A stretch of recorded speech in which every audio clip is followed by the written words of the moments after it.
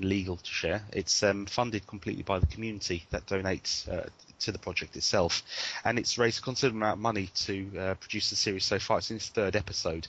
The story basically follows a crashed spaceship, which is of Russian design. I believe it's crashed somewhere in Canada, and the astronaut on there is believed to come from Mars and be born on Mars. It's a very interesting story. I won't ruin it any more than that. And it's sort of a cross between X-Files and a few other. It's very good. I really don't want to spoil it because the story is absolutely fantastic. Now, it's currently in its third episode. The episodes are about half an hour each, and Vodo have it on their site. You can download it via torrent. I would recommend everybody gets a look at this. Anybody into sci-fi is going to love it. Forget any misconceptions about it being poorly edited or amateurish or anything like that. It presents itself incredibly professionally, and if you were to have this on your mainstream TV channels, you wouldn't guess it was funded in the way it is funded. Absolutely fantastic project. Like I say, third episode. I think there's 5 going to be in series 1, and they're planning on series 2. So get along to it and support it. The link's in the show notes. It's free to download, but more importantly, it's free to share. So if at the very least, if you're going to help the project, share it via BitTorrent with other people that are downloading, and get yourself over there. That's all I can say. So that was Pioneer 1. Very quickly, I covered Ghost BSD recently on my site. It's I was reasonably happy with it. I won't go into. I'll put the link on the show notes. But anybody who's fancy trying BSD, I would strongly recommend that they get themselves over and give Ghost a go. My review received mixed reviews, so you can maybe have a look at those as well. But what I would say is it's solid, stable, and reliable was what I would sum up Ghost BSD version 2 as. So that was something I looked at, and like I say, on the show notes, if you fancy a look, you can link to it there. Roy, have you got any more stories that you would like to... It's very interesting. You tell me quite a different story about the review of the BSD and what it gave you in terms of a lynch or a mob or something sent your way for writing a review. It's something people tend. I don't think I told you about this the previous time we spoke about this, but there is this reputation that some people in BSD try to avoid now, and it is that the fact that they work in a kind of a cliquey type of way. Sometimes when a person publishes something negative about the license or about the distribution, they tend to work, some people in more diplomatic ways, but some people in a more pushy way, to try and explain to people, this is why. Actually, you had the same experience when you wrote about GNU-Sense. Yeah, or one of those distributions to do with free software. People will explain, you don't understand the goal of the project, or you don't. Yeah. You basically do us damage or something like that.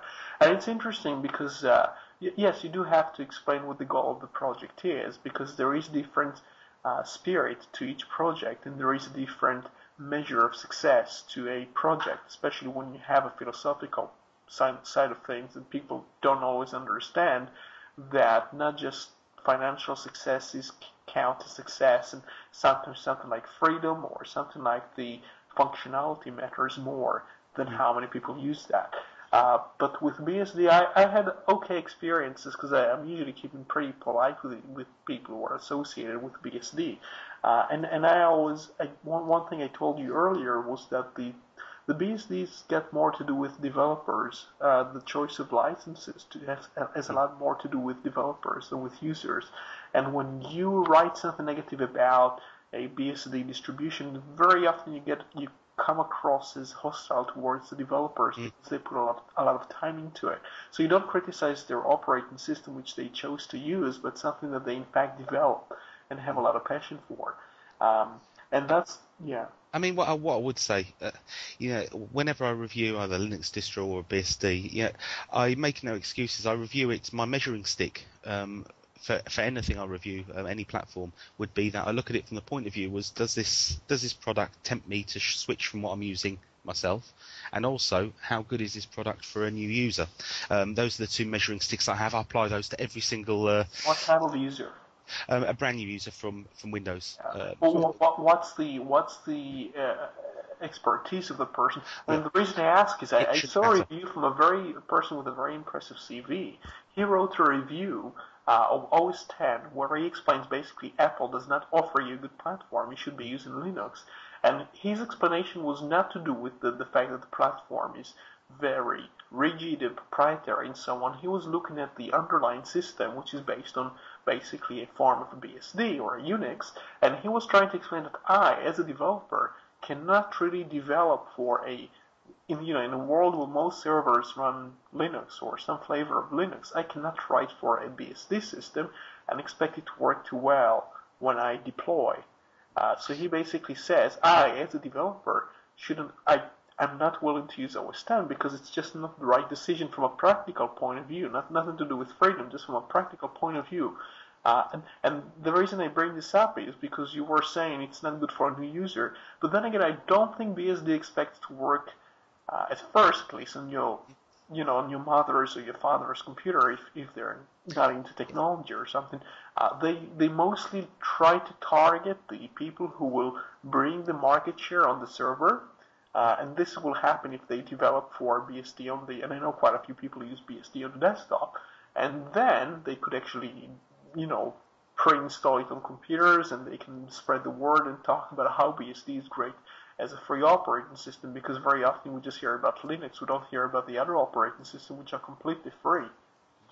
And I mean, like I say, I have the same measuring stick for whatever platform I review. I make no. I mean, this sounds probably very selfish, but when I look at a product, I'd spend the time to write about, and like I say, there's no doubting the amount of time that developers of GhostBSD have put into the product. Absolutely no doubt at all. But when I look at it myself, for my personal suitability or the suitability of people which I will deploy to, I am quite selfish. I care not what the aims of the project are, because the aims of the project are the aims of the project. I'm looking at how suitable it is for me. I'm not going to use something, and I've said this before many times in respect of Linux. I wouldn't use Linux just because it's free. It's a free platform. I use Linux because it's better. The day it becomes not better than, say, Windows or whatever, then that'll be the day I move. I've got no romantic visions of any particular ethos. I obviously think that free and open source software is a fantastic model, and no doubt about it. But having said that, I will use the products which are best for me at the moment. That is Linux and free software. Sorry, Gordon. Yeah, I was just going to quickly add there. First of all, a little gag that I picked up that I thought about is they use the two measuring sticks that you have about what's suitable to butter you out with it. On your review. But no, I mean the thing about you've got to judge it by the end product. I mean that's really the bottom line. You've got to judge it by the end product, and that's the way I see smartphones. People perceive a smartphone as an iPhone. So anything that comes out it's going to be compared. People don't understand. General users don't understand. Oh, it's a free operating system, or it's got free software, or whatever in it. They don't care.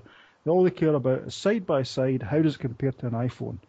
And Android, for a lot of different, you can criticise it for various things, but side by side for regular people, it stands up very well against Android. It competes on its own 2 feet, without mentioning the free software thing. It competes on end product with the iPhone. Symbian doesn't really do that from what I've seen, and Windows Phone 7 doesn't even come close to doing that. It might do in the future, I don't know, but for now it certainly doesn't. It's just got copy and paste recently, so we should celebrate. Yeah, well, some networks are still holding that back. Yes, there's still a wait on something. Actually, I spoke to a person who was working in a health club, and she took my number and she put it in the wrong field. And then I just thought, why don't you copy and paste this thing to the right field? No, she had to put it all over again, all the numbers. But I'm not sure, and I remember, I'm not sure if people remember this, but Apple II, not only did they not have copy and paste the first few years, but also a company which implemented copy and paste was banned by Apple. Well, I'm still quite surprised, Roy, that you found somebody using a Windows phone. It was an iPhone actually. Oh, beg your pardon. All right, sorry, beg your pardon. It supports it now. I mean, my Palm, which is from 2003, 2004, it's got its functionality, and it had this back in the 90s as well. Well, I mean, if I could just interject with the conclusion of the GhostBSD thing, like I was saying before, if you fancy trying BSD, I fully stand by you. You go and give Ghost a try. It is very good. And how I summarised it for my article would be, I said, I would expect it's a welcome release for established Ghost BSD users, but new users may find